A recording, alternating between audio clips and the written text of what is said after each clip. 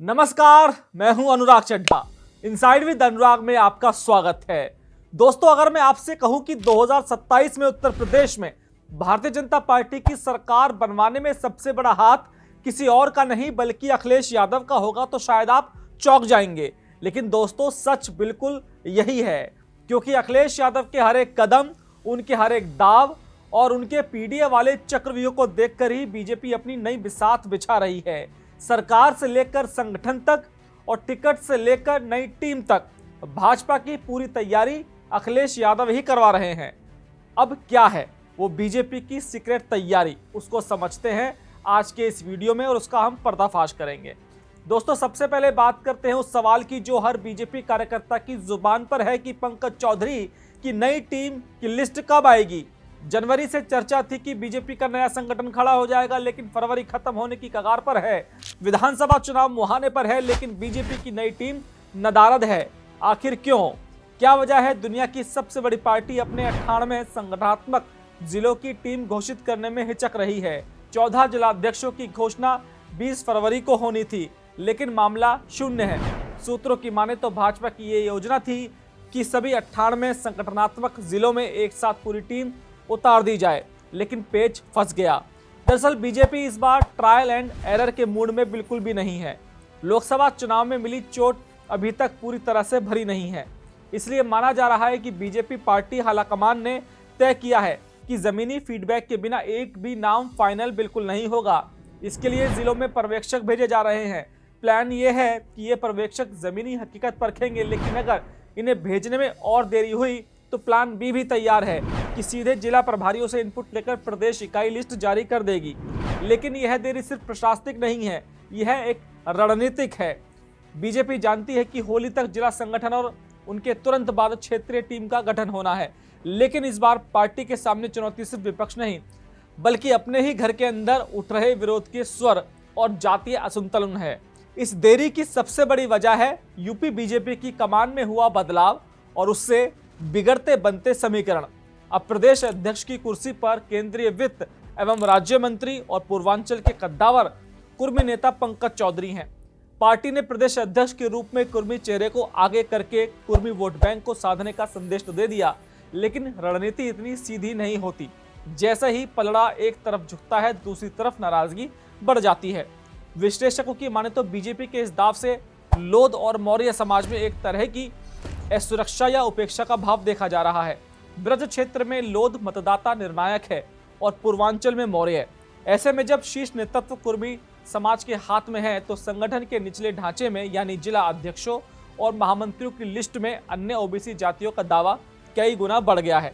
यही कारण है कि बीजेपी अब जिलों में जातीय पत्तों को पूरी तरह से फेंटने की तैयारी में है।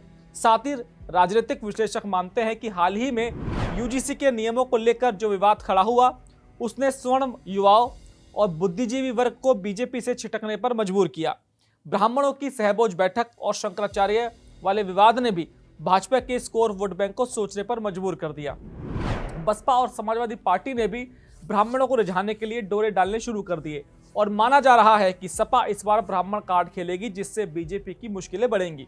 यही वजह है कि बीजेपी अब जिला इकाइयों में ब्राह्मण और ठाकुर चेहरों को एडजस्ट करने के लिए माथापच्ची कर रही है। खबर है कि महिलाओं की भागीदारी बढ़ाने के नाम पर भी एक बड़ा स्वर्ण दाव खेला जा सकता है। चर्चा है कि भाजपा रणनीति बना रही है कि संगठन के अहम पद जो महिलाओं के लिए आरक्षित होंगे, वहां ब्राह्मण या क्षत्रिय समाज की तेज तर्रार महिलाओं को बैठाया जाए। इससे नारी शक्ति का संदेश भी जाएगा और जातिगत भी समीकरण सध जाएगा। यानी एक तीर से दो निशाने। लेकिन चुनौतियां सिर्फ बाहर ही नहीं है, घर के अंदर भी हैं। महोबा की घटना को कौन भुला सकता है? बीजेपी विधायक ब्रजभूषण राजपूत और कद्दावर कैबिनेट मंत्री सत्यदेव सिंह के बीच का विवाद मीडिया की सुर्खियों में रहा। विवाद के तत्काल बाद लखनऊ में बड़े लोध नेताओं का जमावड़ा लगना शुरू हो गया। ये बीजेपी के लिए खतरे की घंटी थी। ये संकेत था कि अगर लोध समाज के नेताओं की सुनवाई नहीं हुई तो परिणाम गंभीर होंगे। ब्रज क्षेत्र के कई जिलों में लोध मतदाताओं की संख्या हार जीत तय करती है। इसलिए माना जा रहा है कि जो नई टीम की लिस्ट आने वाली है, उसमें ब्रज क्षेत्र के जिलों में संगठन की कमान लोध समाज के नेताओं को दी जा सकती है। यह डैमेज कंट्रोल का ही हिस्सा है। बीजेपी यह संदेश कतई नहीं देना चाहेगी कि पार्टी के भीतर ओबीसी नेतृत्व के बीच कोई वर्चस्व की लड़ाई चल रही है। अब बात करते हैं उस मास्टर स्ट्रोक की जिसकी काट बीजेपी ढूंढ रही है। बीजेपी मानकर चल रही है कि अखिलेश यादव 2027 में अपनी पुरानी गलती नहीं दोहराएंगे। खुफिया इनपुट है कि सपा इस बार यादव और मुस्लिम चेहरों की बजाय उन स्वर्ण और गैर यादव ओबीसी जातियों को टिकट देगी जो बीजेपी का कोर वोटर मानी जाती हैं। इसी खतरे को भांपते हुए बीजेपी ने क्षेत्रवार एक अभेद किला बनाने का प्लान तैयार किया है। प्रयागराज और आसपास का इलाका, यहाँ फोकस निषाद, यादव और मल्लाह वोट बैंक पर है। बीजेपी संगठन में इन जातियों को प्रमुख पद देकर सपा के गठबंधन की हवा निकालना चाहती है। पश्चिमी उत्तर प्रदेश यह जाटों के प्रभाव के साथ साथ सैनी समाज, पाल और प्रजापति समाज को साधने की तैयारी है। जयंत चौधरी के साथ होने के बावजूद बीजेपी अपने कैडर में इन जातियों को मजबूत करना चाहती है। बात करें पूर्वांचल की तो यहाँ का समीकरण सबसे जटिल है। यहाँ यादव, कुशवाहा और कुर्मी निर्णायक है। बीजेपी की रणनीति है कि जैसे अखिलेश यादव बीजेपी के कोर वोट बैंक में सेंध लगाने के लिए ब्राह्मण कार्ड खेलने वाले हैं, ऐसे ही बीजेपी भी सपा के कोर वोट बैंक यानी यादव कार्ड खेले ताकि लोहे को लोहा काट सके। बिहार में बीजेपी को इस रणनीति का लाभ भी मिला था, जहां उसे यादव वोट मिले। यही वजह है कि बीजेपी यह मानकर चल रही है कि अगर सही चेहरे को उतारा जाए तो सपा से यादवों को अलग किया जा सकता है। इसके अलावा काशी क्षेत्र में मौर्य समाज को संगठन में बड़ी हिस्सेदारी मिल सकती है। साथ ही अवध में कुर्मी और पासी समीकरण को साधने पर जोर रहेगा। इसके अलावा दलित फैक्टर को साधने के लिए बीजेपी का अनुसूचित मोर्चा एक अनोखा अभियान चला रहा है, दलित महापुरुषों का कैलेंडर। बीजेपी की रणनीति मानी जा रही है कि सपा के पीडीए कैलेंडर से प्रेरित है। सपा ने भी एक कैलेंडर निकालकर पीडीए के नेताओं और उनके बड़े चेहरों का कैलेंडर जारी किया था। भाजपा सोच रही है कि अगर अखिलेश यादव कर सकते हैं तो हम क्यों नहीं।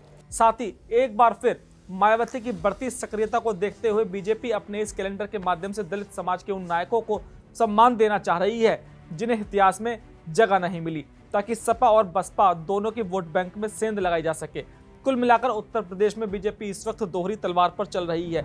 एक तरफ उसे अपने नाराज कोर वोट बैंक को मनाना है तो दूसरी तरफ पिछड़ों और दलितों को ये विश्वास दिलाना है कि सबका साथ सबका विकास केवल एक नारा नहीं, लखनऊ से लेकर दिल्ली तक दावेदारों की दौड़ तेज है। चयनकर्ताओं के सामने चुनौती यह है कि अगर वो कुर्मी को खुश करते हैं तो मौर्य नाराज ना हो, अगर ब्राह्मण को पद देते हैं तो दलित न बिदकें। यह जो देरी हो रही है, माना जा रहा है कि यह बीजेपी की कमजोरी नहीं बल्कि उसकी सावधानी है। बीजेपी की जो नई टीम बनने वाली है वो बीजेपी का एक नया सोशल इंजीनियरिंग माना जा रहा है, जिसका फॉर्मूला अखिलेश ने ही बीजेपी को दिया है। अब देखना दिलचस्प होगा कि जब यूपी बीजेपी की नई टीम की लिस्ट सामने आती है तो उसमें किसका पल्ला भारी होता है और कौन हाशिए पर जाता है, क्योंकि यूपी में कहावत है कि जिसने संगठन साध लिया उसने सत्ता साध ली। दोस्तों, मेरा ये विश्लेषण आपको कैसा लगा कमेंट बॉक्स में जरूर लिखकर बताइएगा। साथ ही साथ मेरे चैनल को सब्सक्राइब करना बिल्कुल ना भूलिएगा। तो दोस्तों, आपसे मुलाकात होगी किसी दूसरी खबर के साथ। नमस्कार।